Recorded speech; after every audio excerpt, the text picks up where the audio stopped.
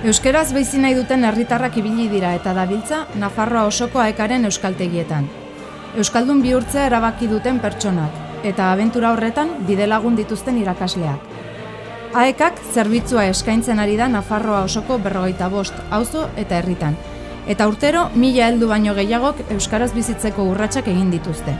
Nafarroan berezko hizkuntza dugu euskara. Nafarroako gobernuak egun batean eta hurrengoan ere euskara paisaiatik, gure bizitzatik, desagertzeko ahalegina egiten duen arren.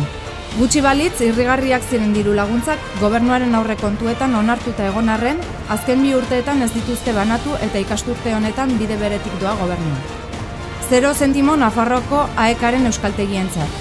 Gure jarduna guztiz itotzeko asmoa ezin ageriagoa.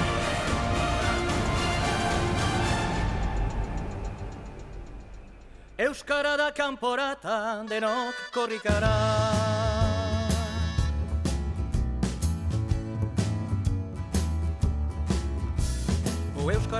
Hala eta guztiz ere, AEKak indartsu, harro, pozik, eskerrak emateko moduan.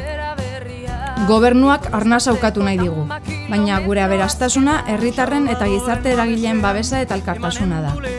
Jende anonimo askoren sostengoa, auspoa euskalgintzatik, eragile politiko zein sindikalak, unibertsitatetik, kultura eta kirolarloa. Gure gaitasunaz jabetu eta gaitasun hori erabili behar dugu. Zure eta gure indarrak metatuz euskaltegietan ari diren irakasle eta ikasle horien lana bultzatuz. Korrika euskaltegien lana zaintzeko jaio zen. Beraz, inoiz baino beharrezkoagoa da gure ahalmena erabiltzea, euskalduntzea eta korrika bultzatzea. Izan gaitezen 12 euroren truke korrika laguntzaileak. Era berean, bete ditzagun Euskal Herri osoko errepideak. Antola gaitezen lantokian, familian, elkartean edo kuadrilan kilometroak eskuratzeko.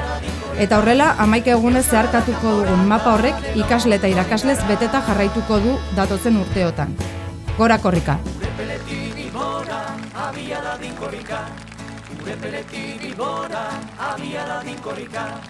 Euskara da kanporata, denok korrikara. Urepeletik Bilbora, abia dadin korrika. Urepeletik Bilbora, abia dadin korrika. Euskara da kanporata, denok korrikara.